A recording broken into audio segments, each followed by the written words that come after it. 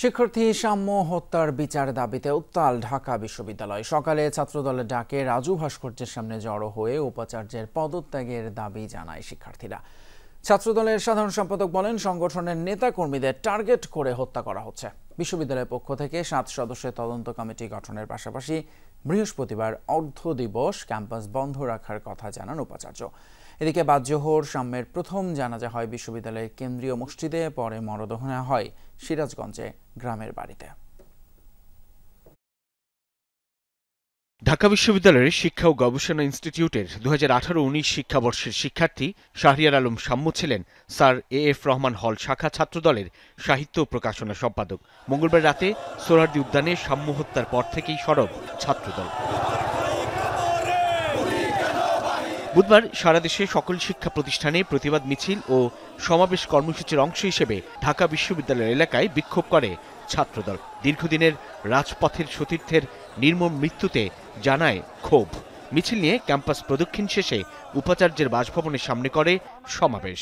যে গণতান্ত্রিক আন্দোলনে রয়েছে, সে আন্দোলন থেকে দূরে সরাতে এরকম টার্গেট করে বাংলাদেশ জাতীয়তাবাদী ছাত্র দলের নেতাকর্মীদেরকে হত্যা করা হচ্ছে। প্রতিটি হলে ছাত্রলীগের সন্ত্রাসী এবং আওয়ামী লীগের দোসর প্রশাসন থেকে বিতাড়িত করার আমরা আহ্বান জানাই। আমাদের ভাই সাম্যকে হারিয়েছি, কিন্তু আগামীতে এ ধরনের কোনো অনাকাঙ্ক্ষিত ঘটনায় আমাদের ঢাকা বিশ্ববিদ্যালয়ের একজন শিক্ষার্থী যেন আক্রান্ত যেন না হয়, কোনো চিন্তার ঘটনা যেন না ঘটে। 6 মাসে 2 খুন, সে কারণে আমরা তার পদত্যাগ দাবি করে আবারও বৃহত্তর কর্মসূচি পরবর্তীতে ঘোষণা করা হবে। এদিকে সাম্য হত্যাকাণ্ডের দ্রুত বিচার, সোহরাওয়ার্দী উদ্যানকে মাদকমুক্তকরণ ও ঢাবি ক্যাম্পাসের নিরাপত্তা নিশ্চিতে বিকেলে শাহবাগ থানায় স্মারকলিপি দেয় ঢাকা বিশ্ববিদ্যালয়ের শিক্ষার্থীদের একটি অংশ। রেডগুলো নিয়মিত করে বিকেলে সিনেট ভবনে এক অনুষ্ঠানে যোগ দিয়ে ঢাকা বিশ্ববিদ্যালয়ের উপাচার্য সাম্য হত্যার ঘটনায় শোক প্রকাশ করেন।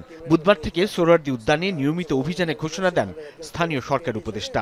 8টা-9টার পরে দেখা যায় যে এই ধরনের অপরাধমূলক ঘটনাগুলো ঘটে থাকে, আর সেই জায়গা থেকে অ্যাক্সেস কন্ট্রোল করা হবে। 8টা-8:30 পরে এটা বন্ধ থাকবে। তো বিশ্ববিদ্যালয়ের শিক্ষার্থীরা যদি এক্ষেত্রে ল অ্যাবাইডিং না হয়, তাহলে আমাদের জন্য একটু মুশকিল হয়ে যাবে এগুলো এনফোর্স করার ক্ষেত্রে। সোহরাওয়ার্দী উদ্যানকে মাথায় রেখে একটা ডেডিকেটেড একটা পুলিশ বক্স করা যায় কিনা। আমাদের আগামীকালকে অর্ধ দিবস, শোক পালন এবং ক্লাস এবং পরীক্ষা আমাদের বন্ধ থাকবে। এর আগে দুপুরে ঢাকা বিশ্ববিদ্যালয় কেন্দ্রীয় মসজিদে অনুষ্ঠিত হয় শাহরিয়ার আলম সাম্যের প্রথম জানাজা, যেখানে যোগ দেয় বিশ্ববিদ্যালয়ের সহপাঠী, শিক্ষক সহ ছাত্রদল থেকে বিএনপির কেন্দ্রীয় নেতারাও ছিলেন, গণ অধিকার পরিষদ সহ অন্যান্য ছাত্র সংগঠনের প্রতিনিধিরাও। প্রত্যেকের বক্তব্য, সাম্যের মৃত্যুর দায় এড়াতে পারে না বিশ্ববিদ্যালয় প্রশাসন। শুনছি যে 3 জনকে অ্যারেস্ট করা হয়েছে। এখন সেটা কোন ভিত্তিতে কি করা হয়েছে, এটা কি যথাযথ কিনা, এটা একটা আপনারা যারা সাংবাদিক খতায় দেখবেন। আমরা চাই না যে কোনো নিরপরাধকে যেন আমার ভাইয়ের মামলা যেন ফাঁসানো না হয়, আবার কোনো অপরাধী যেন পান না পায়। ক্যাম্পাসের ভেতরেই বলা যায়, সেখানে আমার বন্ধু সাম্য খুন হলো। অবশ্যই আমার ক্যাম্পাস নিরাপদ নয়। ছাত্রলীগের শিক্ষার্থীরা এবং প্রক্রিয়াল বডি মিলে কিন্তু এখানে মাদক ব্যবসার সাথে তারা যুক্ত থাকতো। তো এটার এই যে সিন্ডিকেটগুলো ফর্ম হয়, এটা ইউনিভার্সিটি প্রশাসন তো কোনো না কোনোভাবে জানে। ক্যাম্পাসের সারাউন্ডিংসের বাজে ব্যবস্থাপনার শিকার হয়ে অথবা আশপাশের ক্রিমিনাল জনের শিকার হয়ে একজন মানুষ নিহত হবে, খুনের শিকার হবে, এটা খুবই দুঃখজনক। সাম্য হত্যার প্রতিবাদে দিনভরই ক্যাম্পাসে ক্ষোভ জানায় বিভিন্ন ছাত্র সংগঠন। সাইফুদ্দিন রবিন, যমুনা নিউজ, ঢাকা।